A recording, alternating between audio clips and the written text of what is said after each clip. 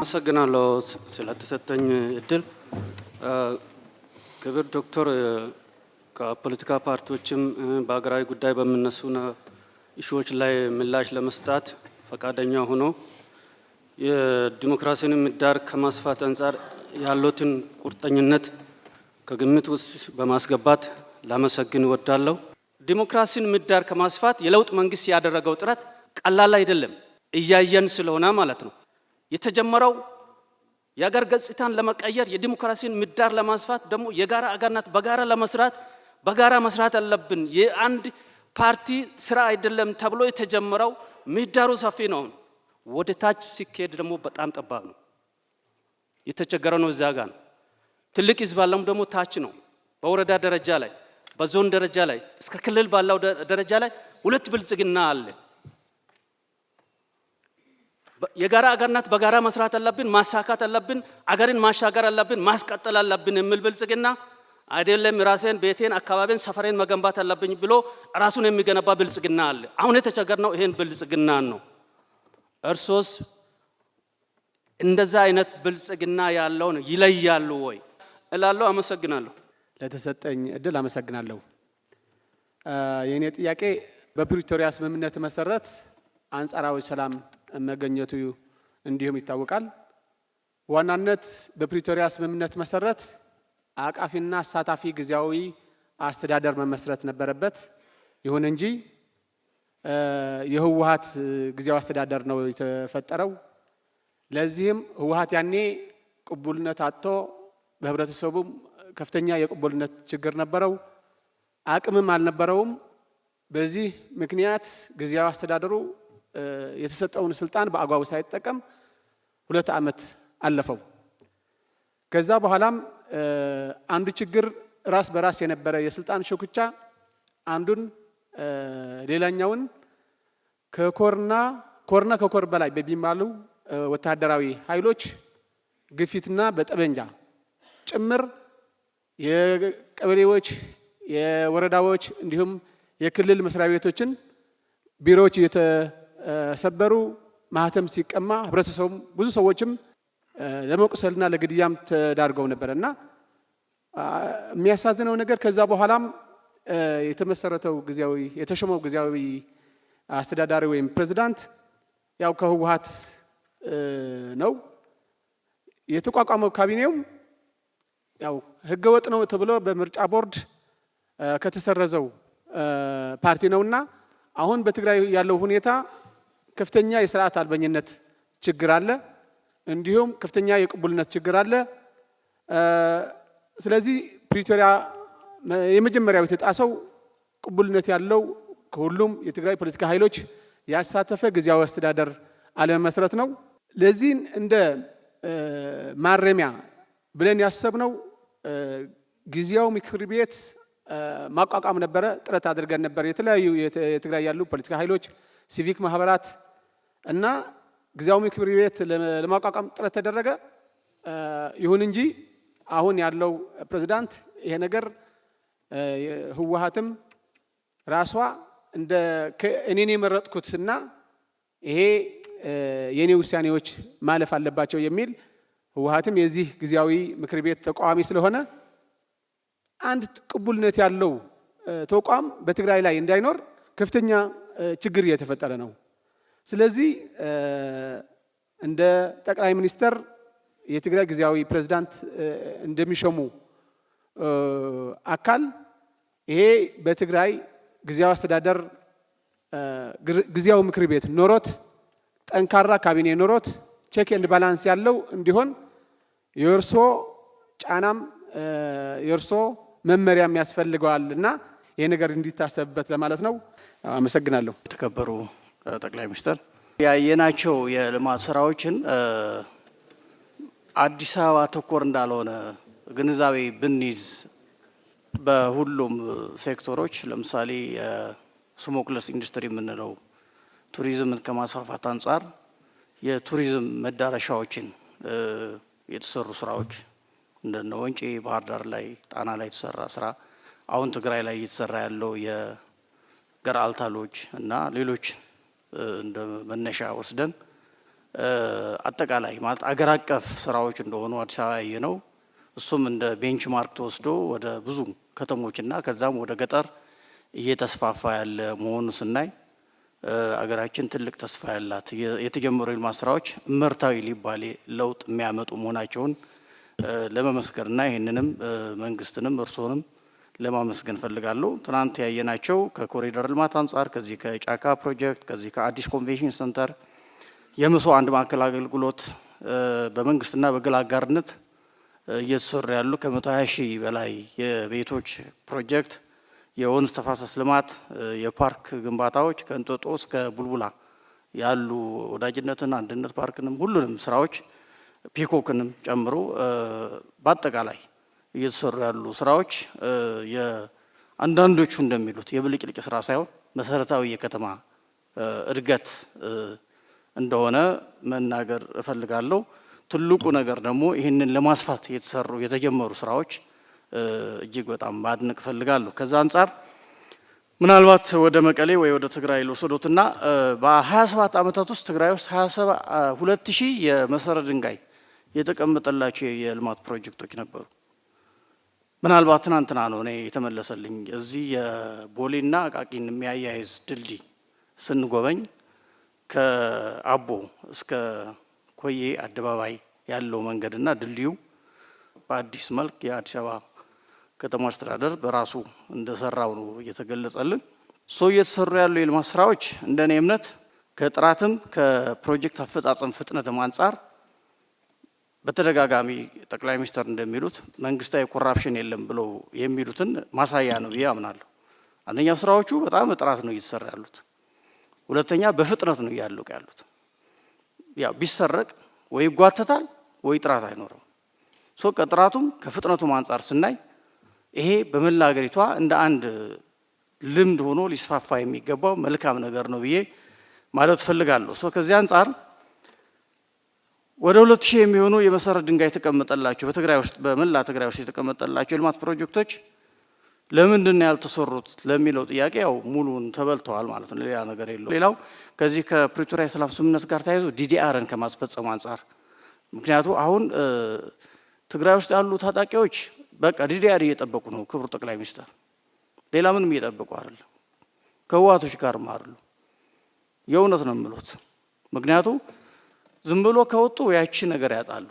ፕላስ ሲወጡ ደግሞ ያው የመኖሪያ ቤት መሬት ይሰጣል፣ የስራ መቋቋሚያ ብዙ ነገሮች አሉ።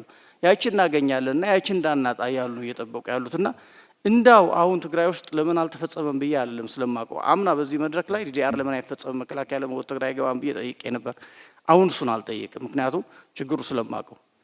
ግን የፌዴራል መንግስት እንዳው ዲዲአሩን በራሱ መንገድ ማስፈጸም የሚችልበት እድል የለም ወይ? እኔ ወጣቱ በዛ መንገድ ወደ ሰላማዊ ህይወቱ በቃ ትጥቅን ፈቶ ወደ ሰላማዊ ህይወቱ መኖር አለበት፣ መስራት አለበት፣ ማደግ መበልጸግ ይፈልጋልና እንዳው ችን ነገር ቢፈተሽ ቢታይ የሚል ነገር ነው።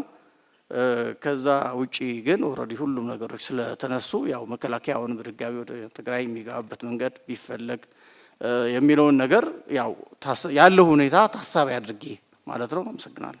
ከትላንት ጀምረን አዲስ አበባ ከተማ በጎበኘናቸው ጉብኝቶች ያየናቸውና የተሰሩ ስራዎች እጅግ ድንቅና አገራችን ኢትዮጵያ ለመጪው ትውልድ አስባ እየተጋች ያለች ሀገር መሆኑን በእርሶ ድንቅ አመራር ሰጭነት የተፈጸመ ተግባር መሆኑን ተመልክቻለሁና በእውነቱ እጅግ በጣም ኮርቼበታለሁ። ከክፍለ ሀገር ስንመጣ በየጊዜው ስንመጣ አዲስ አበባ እየተቀየረች ነው የምትጠብቀን፣ እየለማች ነው የምትጠብቀን። ይህ እጅግ በጣም ተስፋ የሚሰጥ ነው።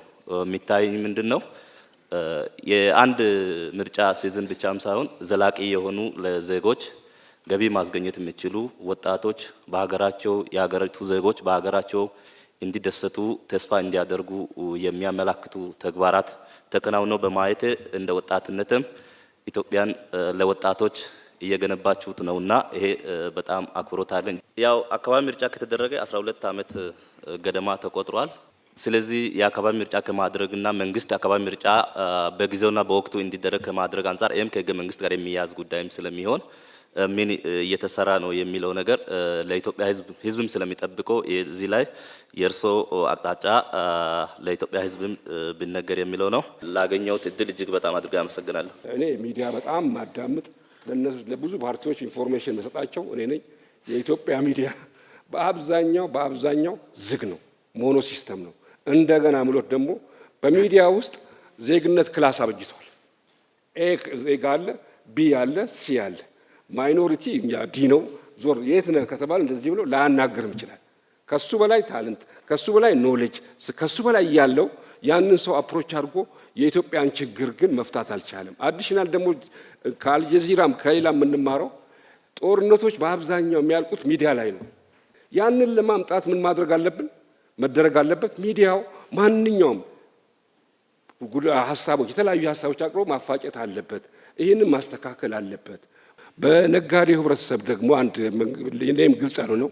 ትልቁ የኢኮኖሚ ፓርቲ የያዘው መንግስት ነው 70%።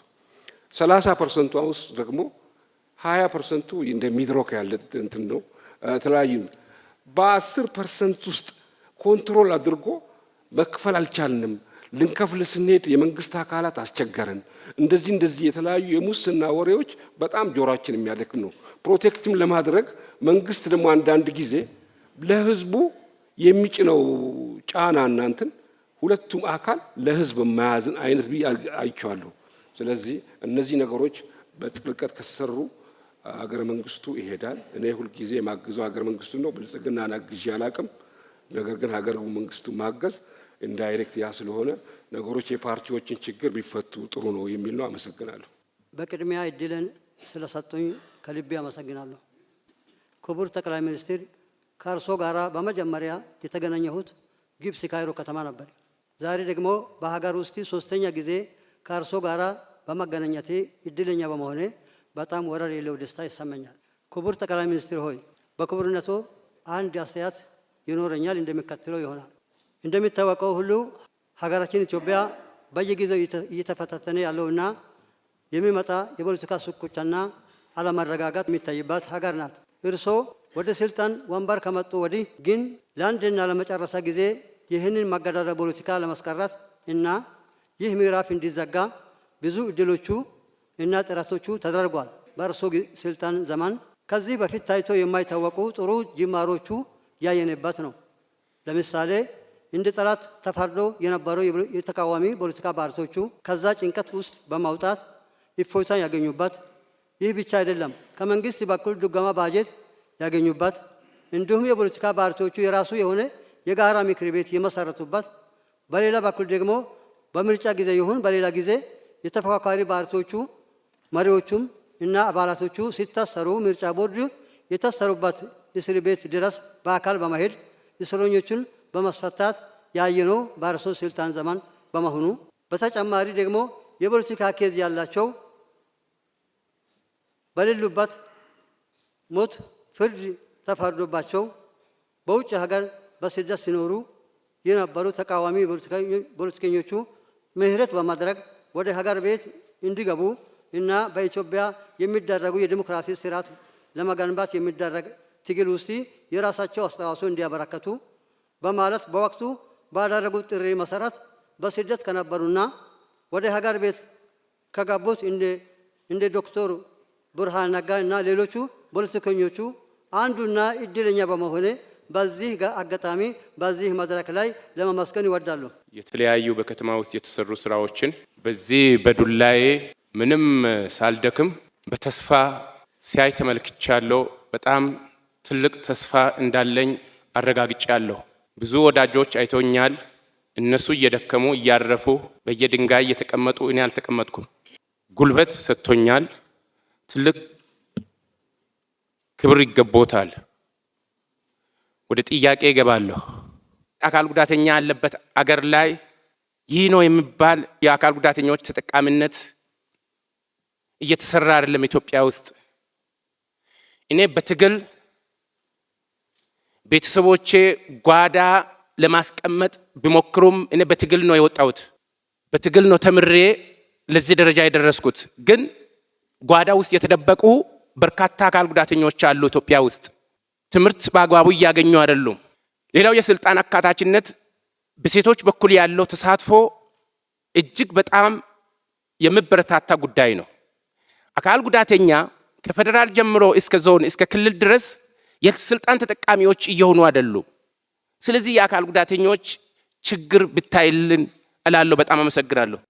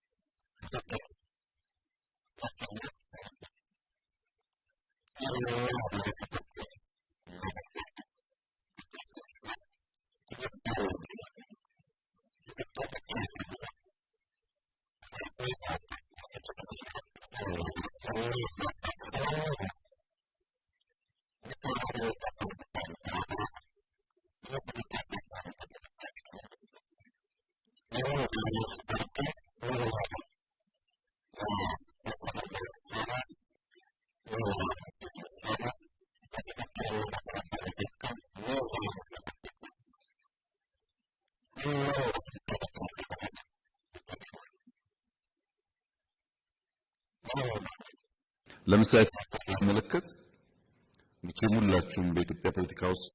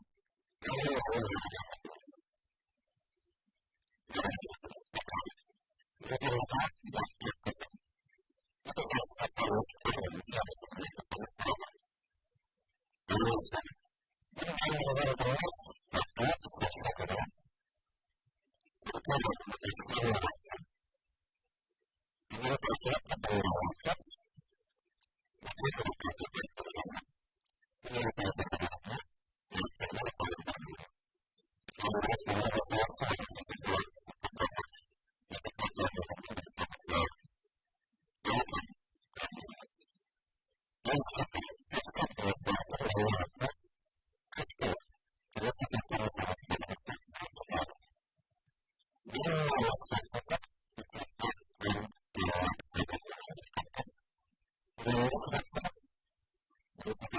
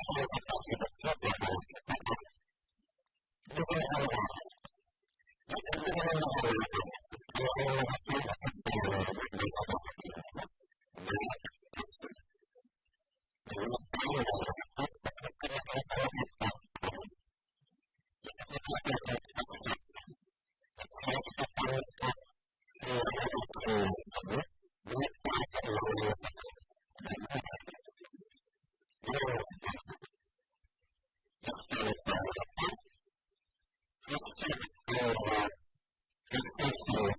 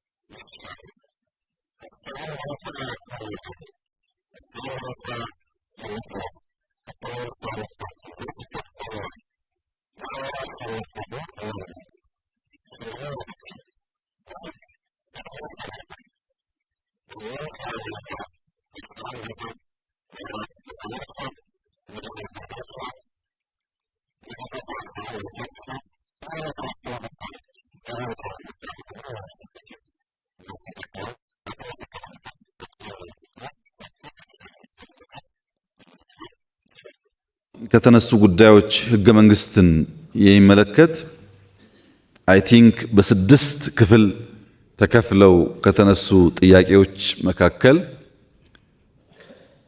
የህገ መንግስቱ ጥያቄ ትንሽ ህጸጽ ያለበት ይመስለኛል።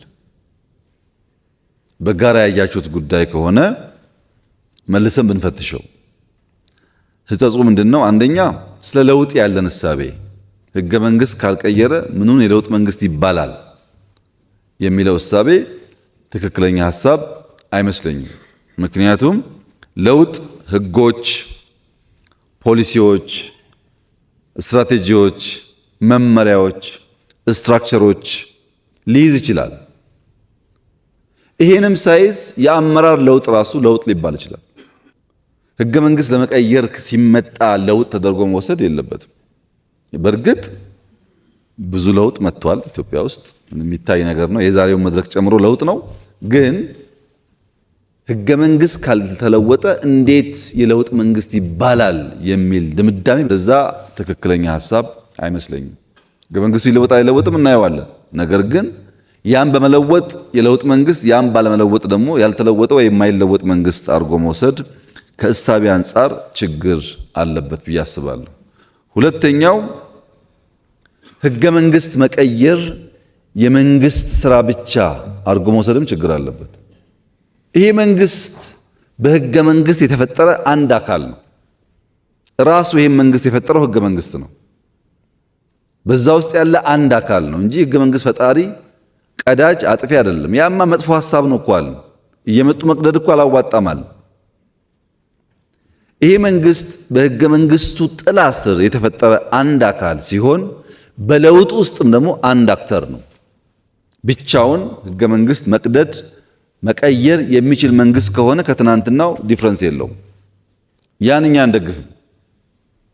እኛ የምንፈልገው በውይይት በንግግር በምክክር ልክ እንደ ዛሬው ለምሳሌ በህገ መንግስቱ ላይ 50 ጥያቄ ቢኖር 50 ጉዳይ ቢኖር 50ውን በአራት በአምስት ካታጎሪ ብንከፍለው 10ሩ የግድ ያስፈልገናል።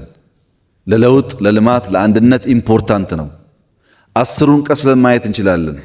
10ሩን ብዛም አይደለም ቢባል ዋናው ኮሩን ካስተካከል የቀረውን ደግሞ ጊዜ እየወሰድን እያረምን መሄድ እንችላለን። ቀዶ መጻፍ ይቻላል። ቀዶ መጻፍ ግን የምናስባት ኢትዮጵያ አይፈጥርልንም። አይተናል እኮ አፍሪካ ውስጥ ብዙ መንግስታት መጥተው ቀይረዋል ህገ መንግስት። ችግር የለውም ስለማናውቀው አይደለም። ብልጽግና በማጆሪቲ ስለሚመራ 2/3 ድምፅ እያስወሰነ የሆነ ነገር መቀየር ይችላል። እናንተ ሳትወያዩ የእናንተ ሐሳብ ሳይገባበት የተለያየ ማህበረሰብ ሳናሳትፍ ብናደርገው ግን የኢትዮጵያ ህገ መንግስት አይሆንም፣ የኛ ነው የሚሆነው። እሱ ጥሩ አይደለም።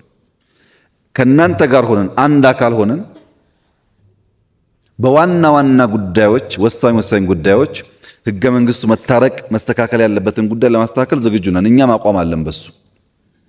ለዛ ነው ኢንክሉሲቭ ናሽናል ዲያሎግ ያስፈልጋል ያልነው። በዛ ውይይት ውስጥ በርካታ ማህበረሰብ የተሳተፈ ነው። ፓርቲዎች የተሳተፉ ነው። ፈራ ተባ የሚሉ ፓርቲዎች እንዳሉ አውቃለሁ። ፈራ ተባ የሚሉ ፓርቲዎች አቋም ስለሌላቸው ዳረጎት እንዳይቀርባቸው ካልሆነ በቀር በየትኛውም መድረክ ገብቶ ይሄ ጉዳይ ትክክል አይደለም ለማለት የሚከለክል ነገር ያለ አይመስለኝም። ተቀይሮ ቢሆን ኖሮ ይሄን አልቀበልም ይሄን እቀበላለሁ እንላለን። አሁን አልተቀየረም፣ እንወያይ የተባለው። ገብታችሁ ሐሳብ ለመስጠት ምን ችግር አለባችሁ? ከሆነ ቦታ የሚላክ ስሙኒ እንዳይቀርባችሁ ካልሆነ በቀር ማለት ነው። ከዚህም እንዳይቀር ፓርቲ ናችሁ፣ ከዛም እንዳይቀር አልገባችሁም። እነዚህ ደግሞ ይታወቃሉ፣ የማይታወቁ አይደሉም። በስም ይታወቃሉ፣ ሪሌሽንሺፓቸውም ይታወቃል። አሁን ግን ለመላው ኢትዮጵያ ሕዝብ እና ለእናንተ ማረጋገጥ የምፈልገው እንደ መንግስት ህገ መንግስቱን እንደ ማንኛውም የኢትዮጵያ ቀደምት መንግስታት ወይም አሁን እንዳሉ እንደ አፍሪካ መንግስታት መቀየር የሚያስችል ስልጣን ወይም መነካካት የሚያስችል ስልጣን አለን። ትክክል ግን አይደለም ብለን እናምናለን። ጊዜ ሰጥተን እንፈትሻለን። እኛ ስላልን ብቻ እኛ ስለፈለግን ብቻ አንቀይርም። ባትወያዩስ ምንም ችግር የለውም። እናንተ ትተን ከተወያየው ጋር እንቀጥላለን። እናንተ አልተወያያችሁም ብለን ስራ የምናቆም እንዳይመስላችሁ። ይህን ማውራው ጥቂት ፓርቲዎች ነው። ብትወያዩና ሀሳባችሁን ብታራምዱ አንዱ የፖለቲካል መድረክ ስለሆነ ባይቀየር እንኳን ሀሳባችሁ ለሪከርድ ይቀመጥላችኋል። እርግጠኛ ነኝ ከተነሳው ሀሳብ በላይ ሀሳብ የላችሁም። ምንም ጥርጥር የለውም። እሱ ካላችሁ ግቡና እንያችሁ። የተለየ ሀሳብ ካላችሁ ውይይት ውስጥ ገብታችሁ እንያችሁ። ግን አይመስለኝም። ያልተነሳ ጉዳይ የለም። እዛ ቦታ ላይ ብዙ አጀንዳ የተነሳ ነው ያለው። ሀሳብ ያለው የትኛውም ውጭ ያለም ይሁን ውስጥ ያለም ይሁን በረሃ ያለም ይሁን በፈለገው መንገድ አይዲያ አለኝ የሚል ሰው ካለ ክፍት ነው። ያ የተናገርነው ሀሳብ ሁሉ ግን የብልጽግናም ይሁን የእናንተ ይተገበራል ማለት አይደለም። ከዚያ ውስጥ ተለይተው በሚቀርበው ሪኮመንዴሽን ህግን ተከትሎ ማሻሻያዎች ይደረጋሉ። ለመናገርም መብት እንዳለን ሁሉ ለመደመጥ መብት እንዳለን ሁሉ ከተናገርነው ውስጥ አንዳንዱ ጉዳይ ለጊዜው ተቀባይነት ባይኖረውም እንደ ፖለቲካ ትግል አካል አድርገን መቀበል መቻል አለብን እንጂ ካልመለሳችሁም አይቻልም አይባልም። የህገ መንግስቱን ጉዳይ በዚህ ብናይ ለውጥ መንግስት ነው ወይ ለተባለው ግን ምን ጥርጥር አለው ጌታዬ? በጣም የለውጥ መንግስት ነው። ለምሳሌ ፖለቲካ እንመልከት። የዛሬ 8-9 ዓመት የሶማሌ የአፋር ፓርቲዎች መጥተው በኢህአደግ መድረክ ላይ በጉባኤ ላይ እኛ እስከ መቼ ነው አጋር ምን ሆነው እኛ ኢትዮጵያ አይደለንም እንዴ አስገቡን ይላሉ። ኢህአደግ ደግሞ የለም እናንተ ገና ናችሁ ይላቸዋል። ዛሬስ የእንደርታ ፓርቲ ነኝ ሰባ እንደርታ ሲል ለምን እኛ ጋር ተቀላቀለም የሚል መንግስት ነው ያለው። ቶታሊ ይለያያል። ትናንትና የሚገፋ ነው፣ ዛሬ ደግሞ ኑ አብረን እንስራ የሚል ነው። ለውጥ ነው ይሄ ራሱ ብልጽግና ለውጥ ነው። አሁን ባይገባችሁም እየቆየ ገባቸዋል። እና ፖለቲካሊ የኢትዮጵያን ላንድስኬፕ ቀይረነዋል። አንደኛ ዲሞክራቲክ ኢንስቲትዩሽን ምርጫ ቦርድ፣ ሂውማን ራይት ኮሚሽን የመሳሰሉትን 100% ከመንግስት ገለልተኛ አድርገናቸዋል። 100%። ለምሳሌ በቅርቡ ምርጫ ቦርድ 3 ሰዎች ተጨማሪ ሾሟል። ከፈለጋችሁ ጠይቋቸው። ሰዎቹን የተመረጡ የሃይማኖት አባቶች፣ የሀገር ሽማግሌዎች ነበሩ። መጥተው ሪፖርት አድርጉልኝ። የሆኑ ሰዎች ሊስት አድርገውልኝ ከዛ ከነዚህ ውስጥ ማን መረጣቸው ስላቸው በአንድ ድምፅ 1 2 3 ብሎ ነገሩኝ። እነሱ ያቀርቡትን ሐሳብ 100% ተቀብያለሁ። አላቃቸውም ሰዎቹ። እናንተ ከመረጣችሁ እሺ ነው ያልኳቸው። በገቡ 3 ሰዎች ውስጥ ምንም ሚና የለንም እኛ። ሊስት አቀረቡ፣ 3ቱ ይሻላሉ አሉ። አሳማኝ በሆነ መንገድ ሐሳባቸውን አቀረቡ፣ ተቀበልኳቸው። ምርጫ ቦርድ እንደ ከዚህ ቀደሙ የብልጽግና ነው ቢባል እናንተ የምታምኑ አይመስለኝም። ሌላ ሰው ባያምን አይደለም።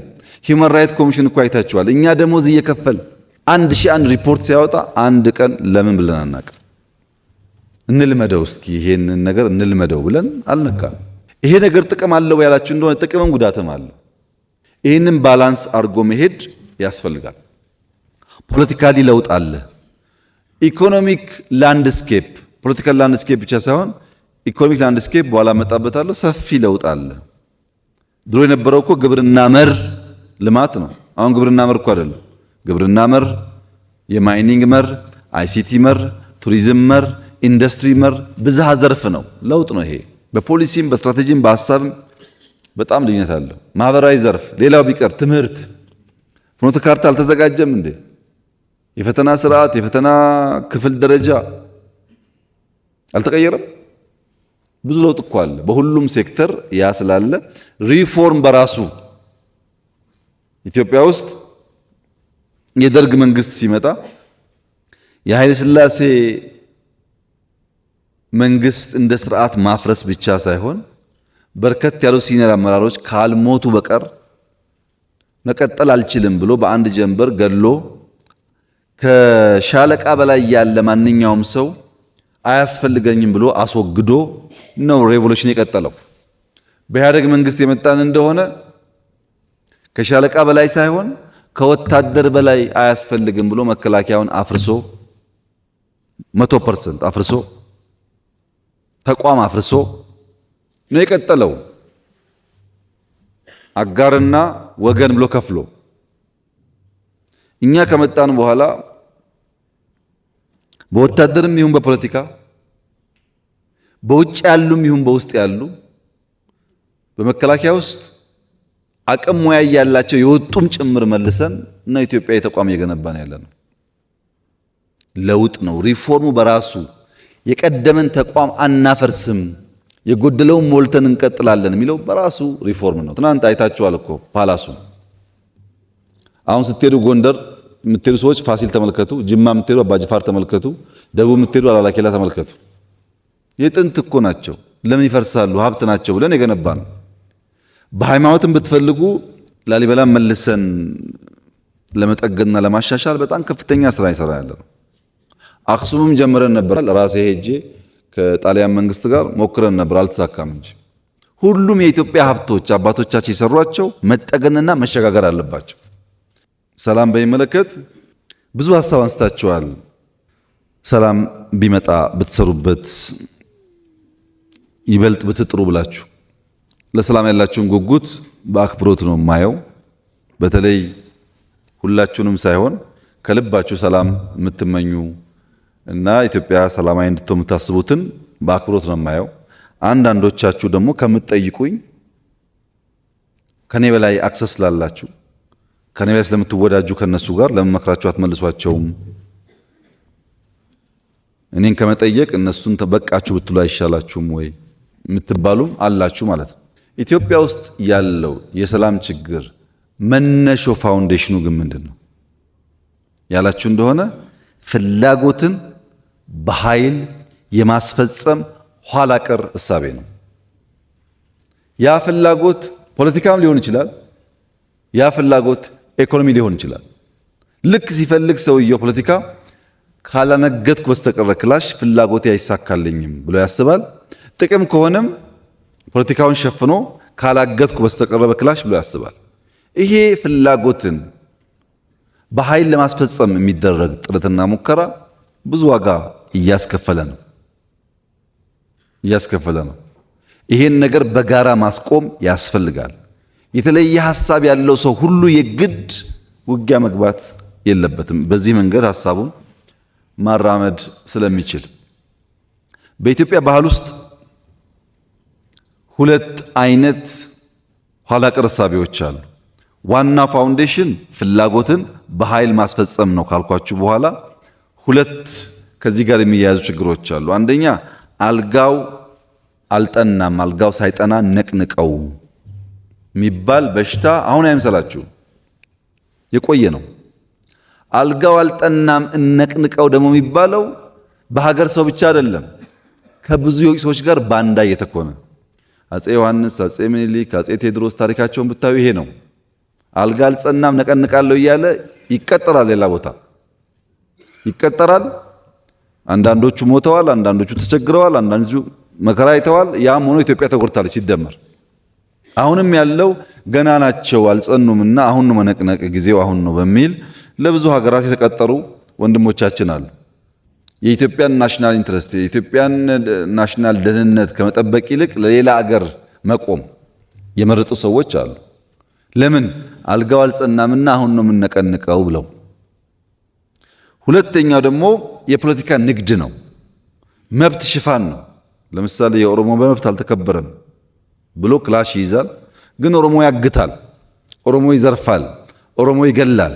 ያ ሽፋን ነው። ዋናው ፍላጎት ጥቅም ነው፣ ንግድ ነው፣ ዘረፋ ነው። የታጋይ ዘራፊ ማለት ነው። ሽፍታ ድሮም ነበር። የአሁኑ ደግሞ በዚያ መልክ ራሱን አሻሽሎ እርስ በርሱ የማይተዋወቅ ግሩፕ ራሱ አንድ ግሩፕ ጅማ፣ አንድ ግሩፕ ወለጋ፣ አንድ ግሩፕ ሸዋ ቢሆን በአንድ ስም ይጠራል፣ ግን ዘራፊ ነው፣ አጋች ነው። ለምን እንደዛ ሆነ ያላችሁ እንደሆነ ህዝባዊነትና ህዝበኝነት ተቀላቀለ ኢትዮጵያ ውስጥ። ትምህርት ቤት ማሰራት ለህዝብ ብዬ ነው፣ ትምህርት ቤት ማፍረስም ለህዝብ ብዬ ነው፣ አስተማሪ ማገት ለህዝብ ብዬ ነው። ትግል ነው። ማዳበሪያ አርሶ አደሩ ጋር እንዳይደርስ መንገድ መዝጋት ትግል ነው። ከዚያ ደግሞ መንግስት ማዳበሪያ አልሰጠም ብሎ መጮህ ትግል ነው። እንደገና ህዝበኝነትና ህዝባዊነት ድንበር ስተው ሲቀላቀሉ ሌባውና ጨዋው እኩል የሚጮሁበት አገር ሆነ። የሚሰራውና የማይሰራው እኩል የሚጮሁበት አገር ሆነ። በእያንዳንዱ ኢትዮጵያ ውስጥ ባሉ ጥፋት አይታችሁ ከሆነ ቆስቋሹ ራሱ ዋናው የጉዳዩ አቀንቃኝ ሆኖ ይነሳል። ይሄን ለመገንዘብ እናንተ በቂ ልምድ አላችሁ ብዬ ተስፋ አደርጋለሁ። እነማን እየረበሹ መልሰው ኢሹ እንደሚያነሱ ታውቃላችሁ። ይሄን በእኛ ውስጥ ያለውን ማክሲመም ለመፈተሽ እየሞከርን ነው። አሉ እኛ ውስጥ ያልኳችሁ ሰዎች፣ እናንተም ውስጥ ግን ፈትሹ። ሰላማዊ መንገድ ነው የሚያዋጣን። ብንጋደል ዋጋ የለውም።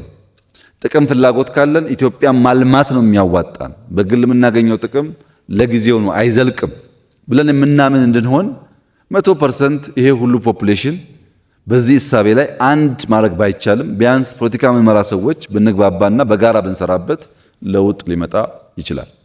በጋራ ለመስራት ግን ዝግጁ መሆን ያስፈልጋል። ትግራይን በሚመለከት በርካታ ጉዳይ ተነስቷል። በመጀመሪያ የተፈናቀሉ ሰዎች መመለስን በሚመለከት 100% ዝግጁ ነን። እኛ 100% ነበርን ነን። ራያ እኮ መልሰናል። ራያ ተመልሰዋል የተፈናቀሉ ሰዎች። ወልቃይትም እንደዛ አይነት ፍላጎት ነው ያለን። ከጊዜያዊ መንግስቱ ጋር የተነጋገርን ነው። በእኛ በኩል እነዚያ ዜጎች ለፖለቲካ ፍጆታ መጠቀሚያ ሳይሆኑ ቦታቸው ቢመለሱ ከማንም በላይ ኢትዮጵያ ታተርፋለች።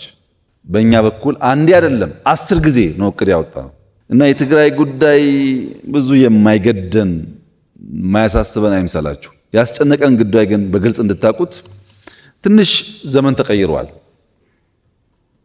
የዛሬ 4 ዓመት 5 ዓመት የነበረን የውጊያ አቅም የነበረን ቴክኖሎጂ እና ዛሬ ትንሽ ይለያያል እና በተቻለ መጠን ማክሲመም ውጊያ ብናስቀር ይሻላል። ለምን እንደምታውቁት በባለፈው ውጊያ ያኔም ተናግሬያለሁ።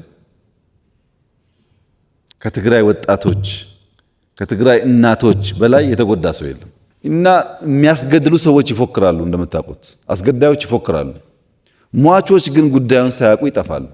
ያ እንዳይፈጠር ነው ማክሲመም ትዕግስት የምናደርገው ማክሲመም እንጂ ትግራይ ውስጥ ሊመጣ የሚገባው ልማት ሊሰራ የሚገባው ስራ በበቂ ተሰርቶ አናምንም እኛ እንጂ የሚደረጉ ሙከራዎች አንኮንስቲቱሽናል ልምምዶች እንዳሉ ስለማናቅ አይደለም። በደንብ ነው የምናየው። እውነት ለመናገር በሎ ኢንፎርስመንት ኤጀንሲስ በጣም ከፍተኛ አቅም ኢትዮጵያ እየገነባች ነው።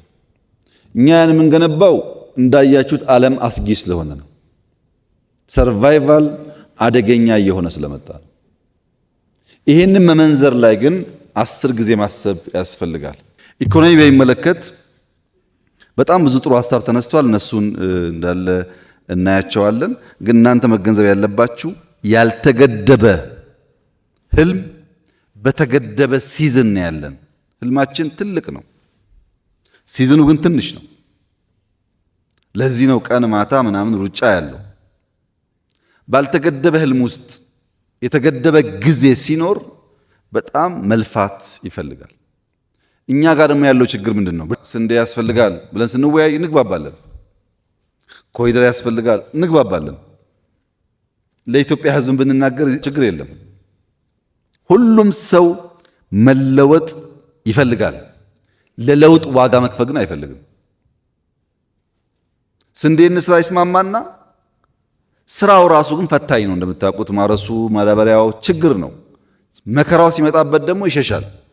ያን ቆሻሻ ከተማ የማይጠላ አንድ ሰው የለም እዚህ ውስጥ። አንድ ሰው ማን ቆሻሻ ይወዳል? መለወጡን ይፈልጋል። ሲለወጥ ያለውን አድካሚ ጉዞ ግን ሰው አይፈልግም። ይሄ ሰው ባህሪ ነው። እኛም ጋር እናንተም ጋር ሁሉም ሰው ጋር አለ። ከተማ የጽዳ ካልክ ፈተና የግድ ነው። እርሻ ካልክ ፈተና የግድ ነው። ማክሮ ኢኮኖሚክ ስብራቱ ይጠገን ካልክ አሁን ያለው ፈተና የግድ ነው።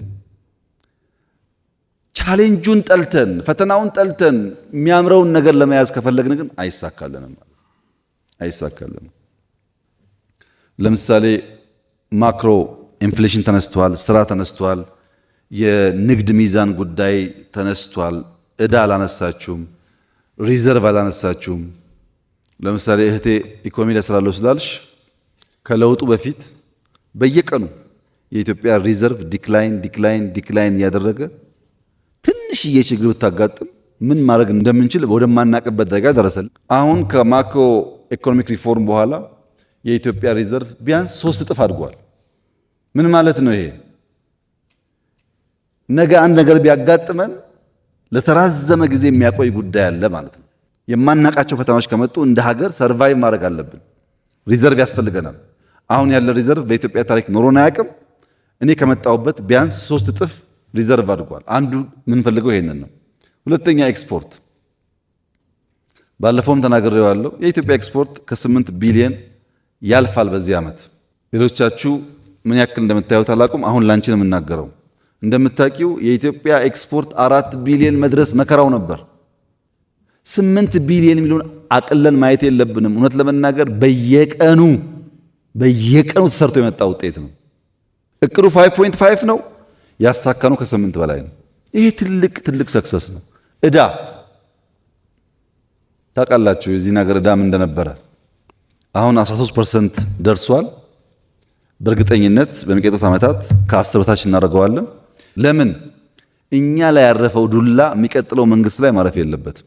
እኛ እኮ የደረሰብን ችግር ባቡር ተበድረው፣ ስኳር ተበድረው፣ ምናምን መንገድ ተበድረው ባቡሩ እንኳን ዕዳ ሊከፍል ተውና የሰራተኛ ደሞዝ አይከፍልም። የኛ ባቡር የስኳር ብድር ሌላውን ተውት። ወንጂ 60 ዓመት የቆየው ፋብሪካ ሂዱና ቼክ አድርጓሳችሁ 60 ዓመት ቆይቷል። ለሰራተኛ ደሞዝ መክፈል አቅቶት ተበተን ሰራተኛ። ዕዳ ግን አለ። እኛ የደረሰብን ፈተና የሚቀጥለው መንግስት ጋር መድረስ የለበትም በሚል የተሰራው ለትውልድ ነው የተሰራው። ይሄ ለእናንተም ሊያኮራችሁ የሚገባ ጉዳይ ነው። ንግድ ሚዛን ላይ በጣም የጠበበ ነው። አሁን ዘንድሮ 8 ያሳካ ነው። በሚቀጥለው ፈጣሪ ያግዞን እናንተም በርትታችሁ 10 ምናምን ከገባን የኢትዮጵያ ዋናው ችግር አንደኛ ነዳጅ ነው 5 ቢሊዮን ገደማ፣ ሁለተኛው ማዳበሪያ ነው 1.5 ገደማ፣ ሶስተኛው ከባድ ነገር ዕዳ መክፈል ነው $2 ቢሊዮን ገደማ። 8 አለ ማለት እነዚህ ሴኪዩር ሆኑ ማለት ነው። ይሄን ነው ማክሮ ያመጣው። የፖለቲካ ምህዳር ብቻ ሳይሆን የኢኮኖሚ ምህዳር አስፍተን ፕራይቬት ሴክተር እሳቸው እንዳሉት ሳይሆን ፕራይቬት ሴክተር በጣም ኢንክሬጅ አድርገን ከዚህ ቀደም ኢንዱስትሪያል ፓርክ መንግስት ነበር የሚሰራው። አሁን የግለሰብ ኢንዱስትሪያል ፓርኮች ኢትዮጵያ ውስጥ አሉ። ሆኖ አያውቅም። ይሄ እንዲህ አይነት አሰራር ግለሰቦች እንደምናስበው አይደለም። ለምሳሌ የሲሚንቶ ምርት በብዙ ፐርሰንት አድጓል በዚህ ዓመት ሰምታችሁ ይሆናል። ማንም ያመርተው ግለሰብ እኮ ነው። እና ግለሰቦች ብዙ ሀብታሞች የተፈጠሩ ነው። እነዚህ ሀብታሞች ብቻቸውን እንዳይወነጨፉና የተለየ ድጋፍ የሚያገኙ እንዳይሆኑ ጥንቃቄ አድርገን እንምራው እንኳ ቢባል ነው የሚሻለው እንጂ ፕራይቬት ሴክተሩ በጣም ሰፊ እድል ነው ያገኘው። ኢምፕሎይመንት በዚህ ዓመት ቢያንስ 4.5 ሚሊዮን ሰው ስራ ይዛል። ውጭ ሀገር ሌላውን ተውት፣ የሀገር ውስጥ ስለምትጠራጠሩ የውጭ ሀገር ስራ ስምሪት እኮ ግማሽ ሚሊዮን ሰው ልከናል። የተመዘገበ ደሞዙ የሚታወቅ ማን ቤት እንዳለ የመንግስት ነግራችሁ ግማሽ ሚሊዮን ወጣቶች ሰልጥነው ውጭ ሀገር ስራ ይዘዋል። 60 ሺህ ገደማ ወጣቶች እዚህ ሆነው ሪሞት ጆብ ለተለያየ ኩባንያ ይሰራሉ። እዚህ ሆነው ድሮ አልነበረም። በቂ ነው ወይ? አይደለም። ዓለም ላይ ያለ ኬዎስ ነው። እኛ ውስጥ ያ ችግር አለ። እንዴት እንፍታው ነው እንጂ ብንመጻደቅበት ዋጋ የለውም ነገርየው። ኢንፍሌሽን አምናና ዘንድሮ ቢያንስ በግማሽ ቀንሷል። ኢትዮጵያ ውስጥ ቢያንስ በግማሽ። ኢንፍሌሽን ላይ የተከተለው ምንድን ነው? 3 ነገር ነው። አንደኛ ማምረት፣ ስንዴ ማምረት፣ ሩዝ ማምረት።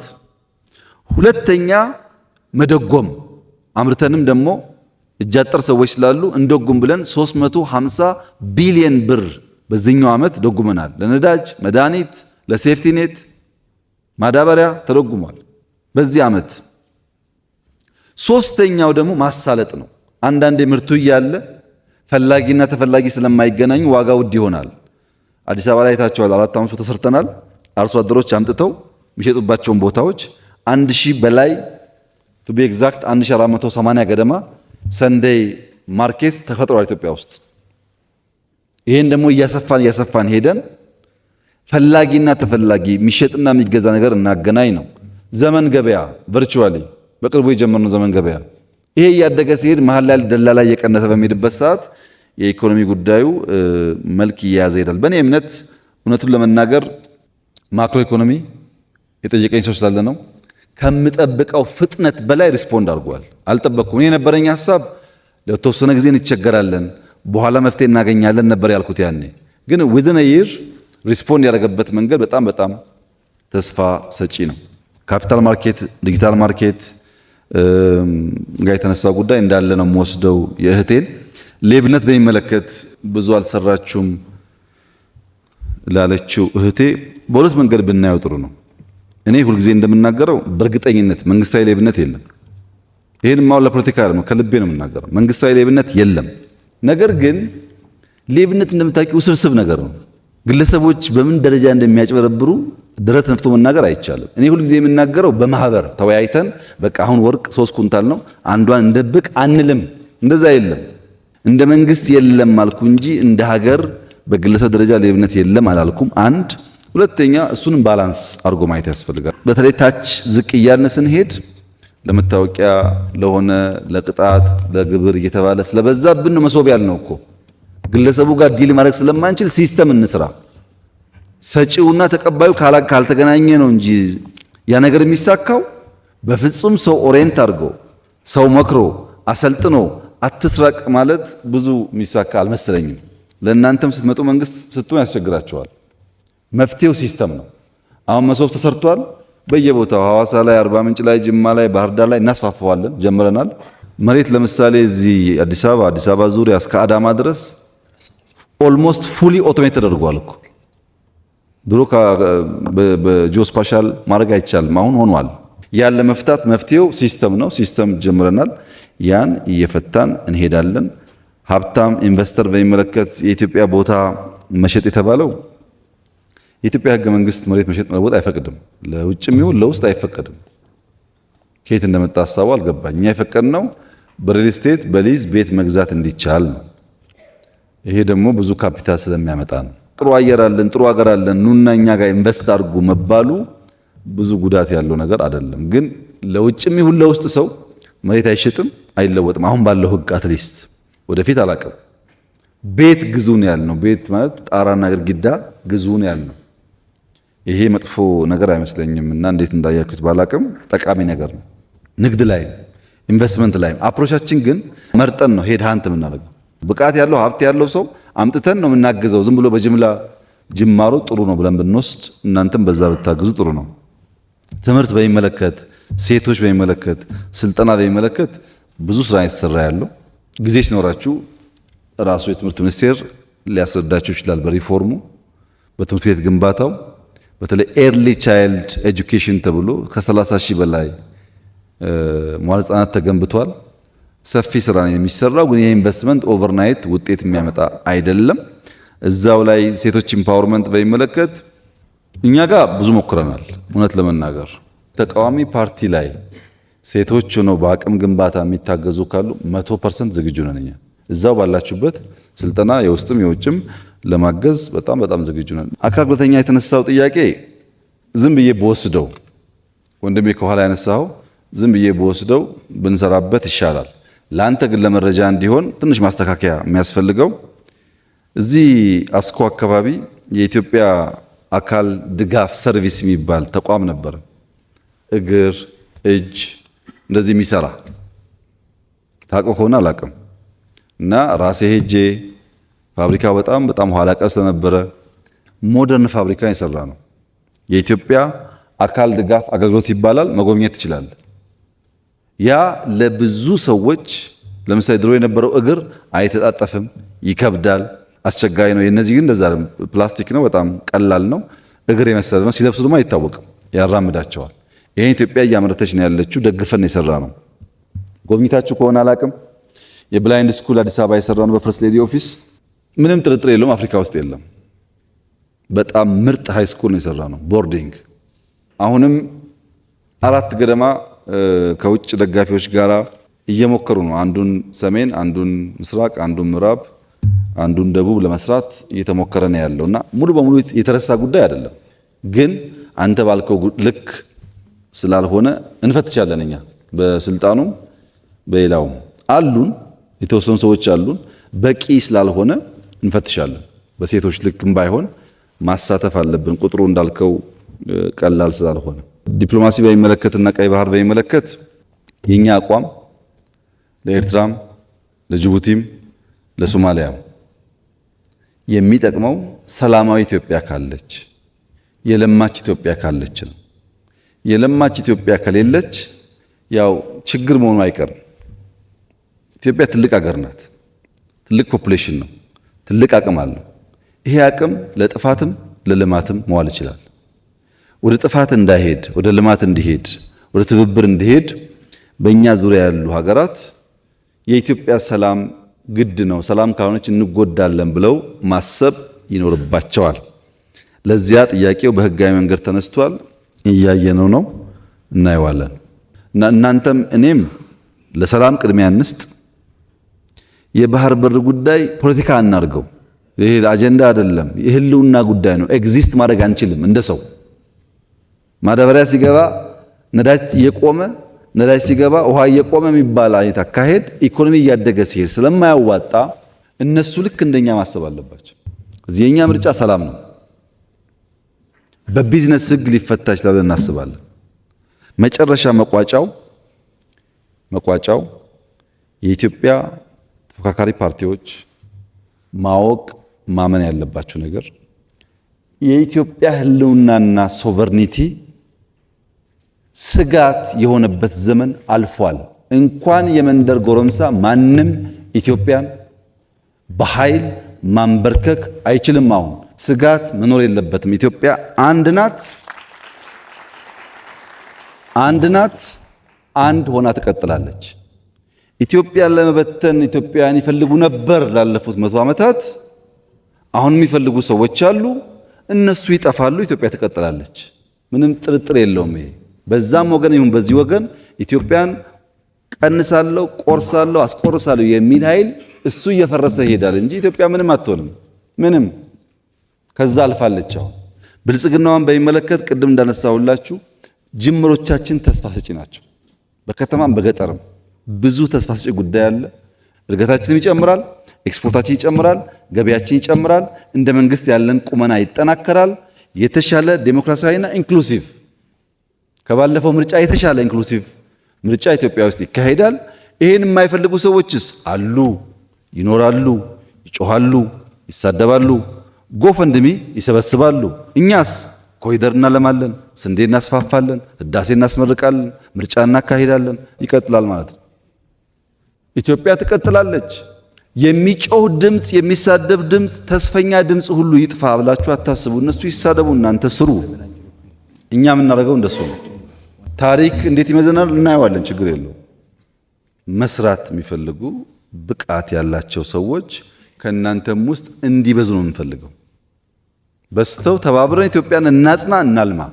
በሀሳብ ካልተግባባን ችግር የለውም። ችግር እኮ የለውም። እንከራከራለን፣ እንጨቃጨቃለን፣ ግን ኢትዮጵያን በጋራ እናለማለን።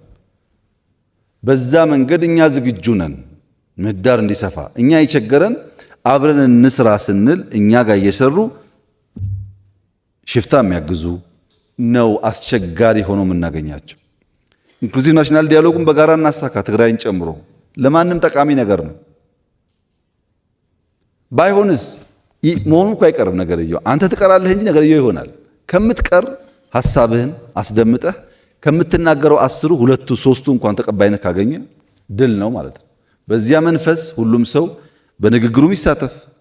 በሚቀጥለው ምርጫ ተጠናክራችሁ ተሰባስባችሁ ማክሲመም ድጋፍ እናደርጋለን። አብረን በሰላማዊ መንገድ እንታገላለን። አሁን ደግሜ የማረጋግጥላችሁ ነገር ባለፈውም ብያችኋለሁ። አብላጫ ሲት በፓርላማ ካገኙ እመኑኝ 97 ኢትዮጵያ ውስጥ አይደገምም። አመስግነን ሰተንም እንሄደውኛ አይደገምም እሱ።